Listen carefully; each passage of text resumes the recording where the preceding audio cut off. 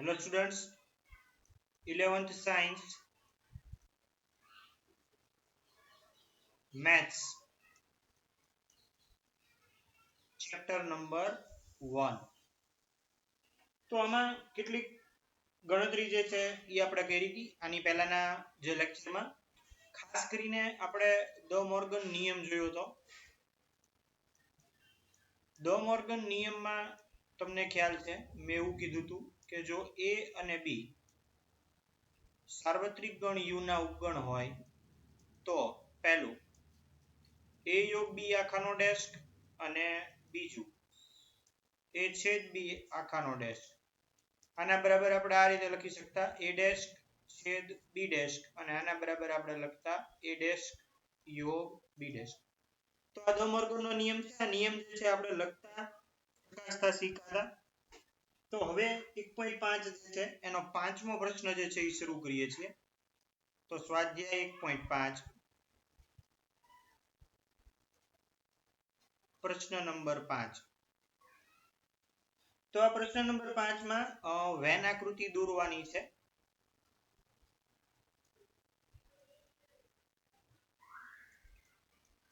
તો એમાં સૌથી પહેલી જે વેન આકૃતિ છે એ આ રીતે આપી છે a યોગ b ડેશ.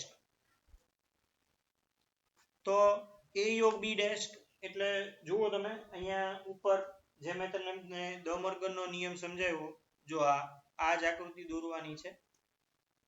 તો આને આપણે આ રીતે દોરી શકીએ. હું રફ અત્યારે ડ્રો કરું છું.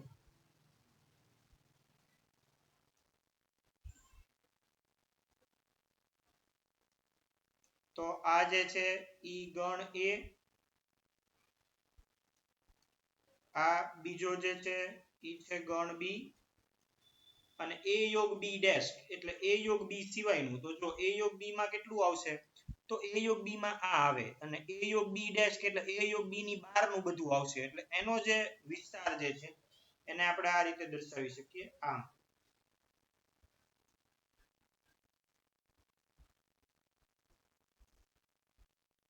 આ બધો જે ભાગ છે એ a યોગ b ડેશ માં આવશે. જો આ દરેક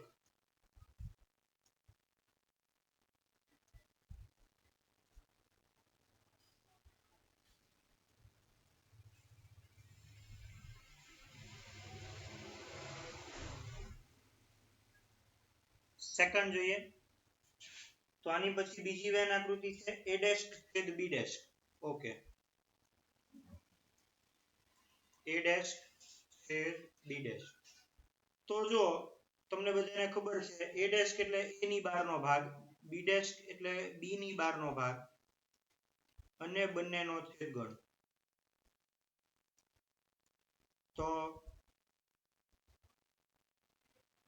જો આ a આ b. a ડેશ એટલે અહીંયા a ની બહારનો બધો જ ભાગ, b ડેશ એટલે b ની બહારનો બધો જ ભાગ અને એનો લેવાનો છે છેદ એટલે બેયનો કોમન રિજિયન. તો આમાં આ જ આવશે. દોરીએ એટલે તમને વધારે આઈડિયા આવે.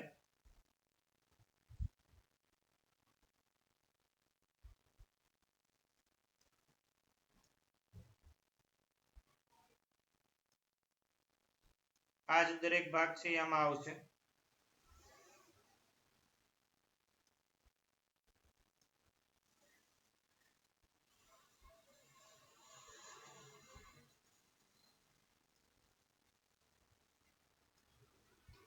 તો આ રીતે આપણે એનું સાદુરૂપ આપી શકીએ. ત્રીજી જે વેન આકૃતિ જે છે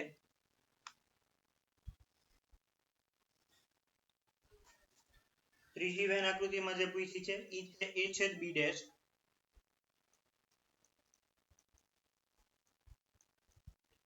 તો અહીંયા a છેદ b ની બહારનો દરેક ભાગ ઈ a છેદ b ડેશ આવશે. એટલે કે આ a આ b. તો a છેદ b ડેશ એટલે a છેદ b સિવાયનું બધું. એટલે જો આટલો ભાગ જે છે આ જે ભાગ છે આ જેને હું અત્યારે ડાર્ક કરું છું, આ ભાગની 12 નો દરેક ભાગ જે છે એ આવશે એટલે એને આપણે આ રીતે બતાવી શકીએ જુઓ તમે જેમ મેં અહીંયા કર્યું છે એમ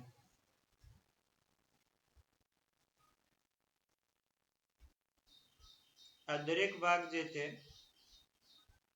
a છેદ b ની 12 નો દરેક ભાગ ઈ આવશે અને ચોથું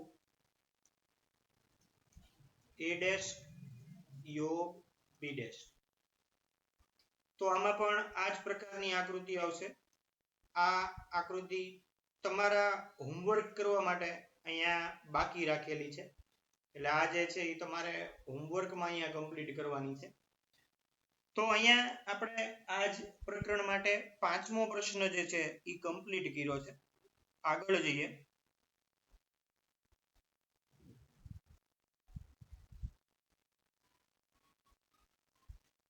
પ્રશ્ન નંબર 6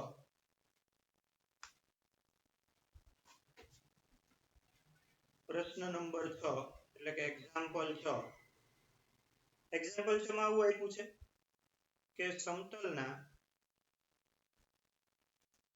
તમામ ત્રિકોણના ગણને u તરીકે લ્યો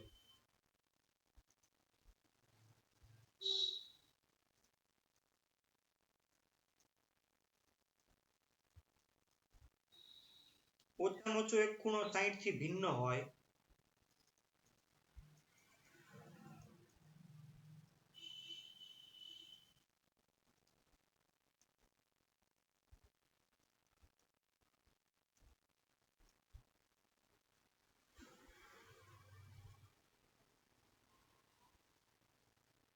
કેવા ત્રિકોણનો ગણ એ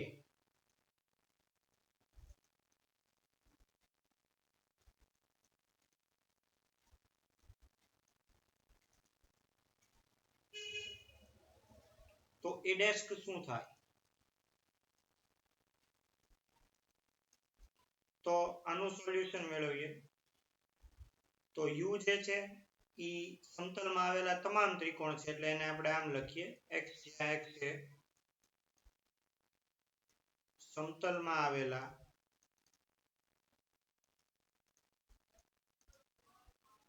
તમામ ત્રિકોણ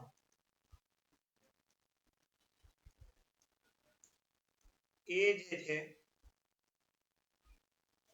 x જ્યાં x છે ઓછામાં ઓછો એક ખૂણો 60 થી ભિન્ન હોય તેવા ત્રિકોણ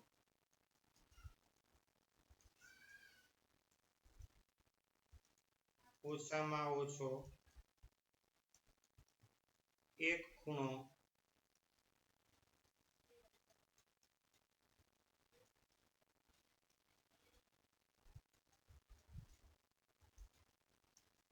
60 થી ભિન્ન હોય તેવા ત્રિકોણ તો a ડેશ ગણવાનો છે તો a ડેશ જે છે 60 થી ભિન્ન હોય તો આનું આવું અહીંયા આપ્યું છે તો એનું પૂરક વિધાન શું થાય તો એનું પૂરક વિધાન આપણે આ રીતે લખી શકીએ કે x જ્યાં x છે ઓછામાં ઓછો એક ખૂણો 60 હોય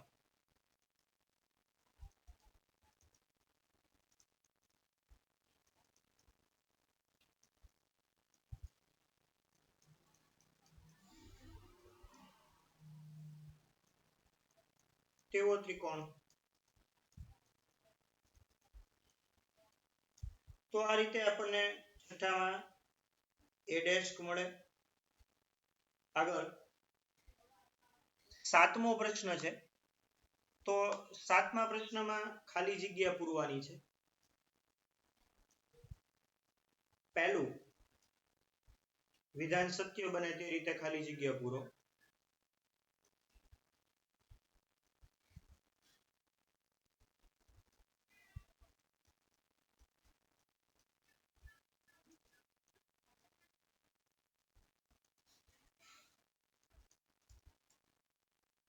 ચાર ખાલી જગ્યા અલગ અલગ આપી છે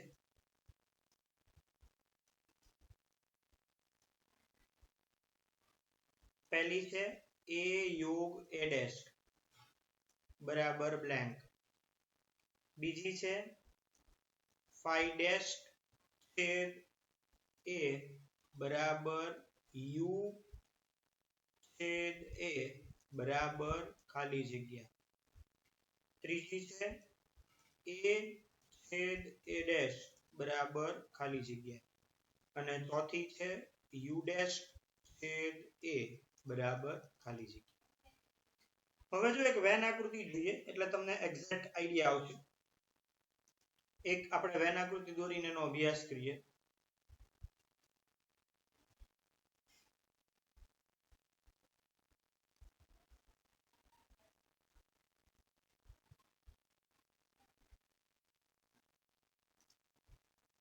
આ જે છે એ સાર્વત્રિક ગણ u છે. તેના અંદરના ભાગમાં એક ગણ આવેલો છે, ગણ છે a.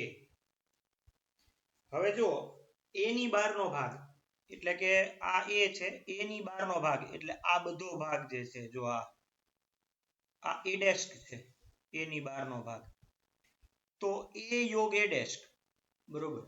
તો જો આ જે ભાગ છે ઈ a અને એની બહારનો a dash, તો આ a અને આ બહારનો ભાગ બધો a dash, એટલે કે આ જે છે ને બધો સર્કલ ની બહારનું છે ને એ બધું a dash છે. તો a અને a dash નો યોગ લ્યો તો તમને જો આ આખું સ્ક્વેર છે એ મળે, કારણ કે a એટલે સર્કલ અને a dash એટલે સર્કલ ની બહારનો બધો ભાગ. તો a અને a dash જ્યારે તમે લ્યો તો ત્યારે મળશે તમને u. આગળ phi dash છેદ a, phi dash, phi આ યાદ રાખજો હંમેશા કે જ્યારે જ્યારે આપણે phi dash લઈએ છીએ તો phi dash જે છે એ થશે હંમેશા u. phi dash છે u થાય એટલે u નો છેદગણ a સાથે લ્યો એટલે જો આ જે છે u નો છેદગણ a સાથે, તો જો ઈ a જ આવશે. તો આના બરાબર જે છે ઈ a જ આવે.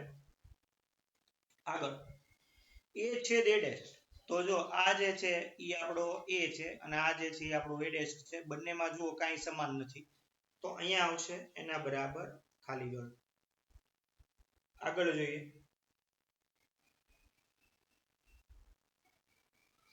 u dash છેદ a, તો u dash એટલે આવશે ખાલી ગણ. જેમ phi dash છે u થાય એમ u dash છે એના બરાબર થશે ખાલી ગણ. તો u dash છેદ a એટલે ખાલી ગણ છેદ a, કોઈ પણ નો ખાલી ગણ સાથે તમે જો છેદ લ્યો તો એ ખાલી ગણ જ આવશે. તો અહીંયા આ રીતે આનો જવાબ આવશે. તો 1.5 જે છે એ અહીંયા કમ્પ્લીટ થાય છે. આગળ જોઈએ તો હવે એક સૂત્ર છે, સૂત્રની તારવણી અને એની ગણતરી, એની વિશે કેટલોક આઈડિયા મેળવીએ. માની લો કે a અને b સાર્વત્રિક ગણ u ના ઉપગણ છે.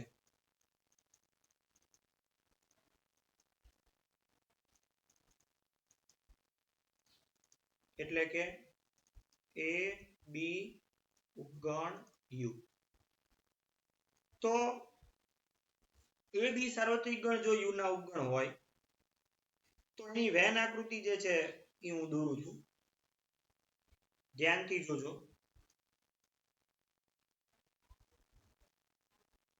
તો એની માટે સૌથી પહેલા જે છે એ આપણે લંબચોરસ દોરીએ.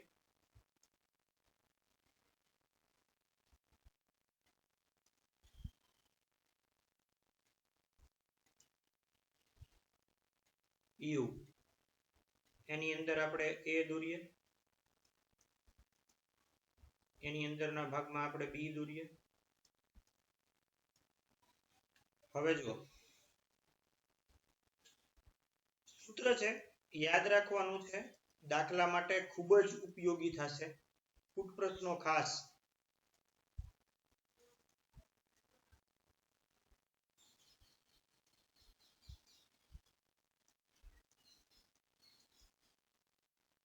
તો પહેલું જે સૂત્ર છે એ આવું છે કે n of a union b, એટલે n of a union b એટલે a of b માં આવેલા સભ્યોની સંખ્યા.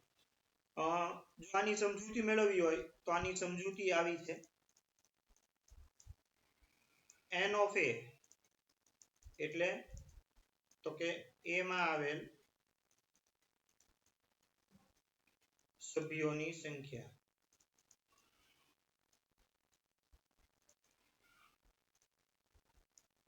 n of b તો અહીંયા b માં આવેલ સભ્યોની સંખ્યા એ જ રીતે જો અહીંયા n of a યોગ b હોય તો એનું અર્થઘટન a યોગ b માં આવેલા સભ્યોની સંખ્યા આ રીતે થાય એ જ રીતે જો n of a છેદ b હોય તો અહીંયા a છેદ b માં આવેલા સભ્યોની સંખ્યા એ રીતે અર્થઘટન થાય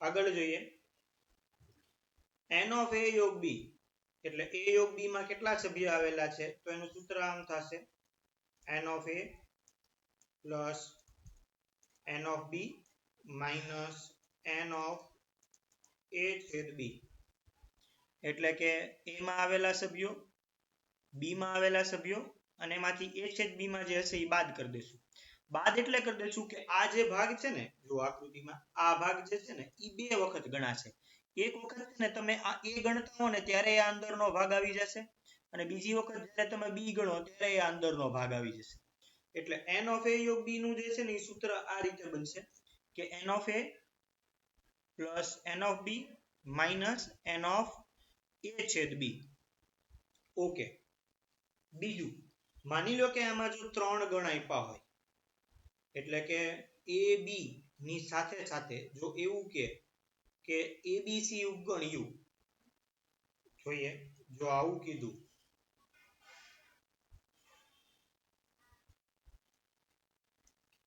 તો એની વેન આકૃતિ જે છે એ આ રીતે આવશે જો ત્રણ ગણ આપ્યા હોય તો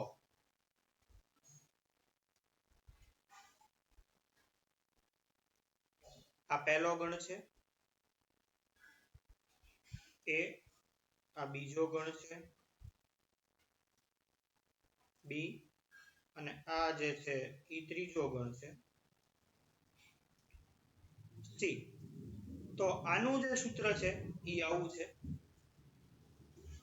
કે n of a યોગ b યોગ c જો ગણવાના કે તો આનું સૂત્ર આ રીતે આવશે n of a plus n of b plus n of c minus n of a છેદ b minus n of b છેદ c minus n of c છેદ a plus n of a છેદ b છેદ c તો આ સૂત્ર જે છે એ તમારે યાદ રાખવું પડશે કારણ કે આ સૂત્રના આધારે પણ ઘણા બધા દાખલા જે છે એ પૂછાય છે તો આ છે એ એક ઇમ્પોર્ટન્ટ સૂત્ર તરીકે તમે આને જોજો કારણ કે લગભગ આ દાખલા આ સૂત્રના દાખલા JEE માં અને સ્ટેટ બોર્ડમાં લગભગ આના દાખલા જે છે એ પૂછાતા હોય છે તો આ સૂત્ર જે છે એ તમારી માટે એ રીતે ઉપયોગી છે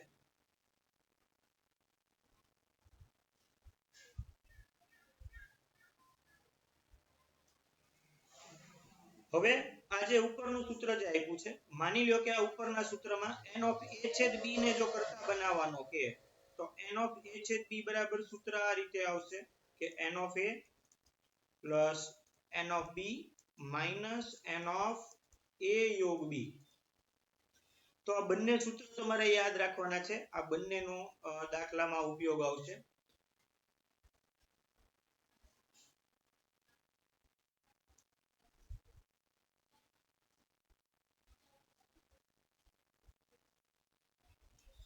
આ સિવાય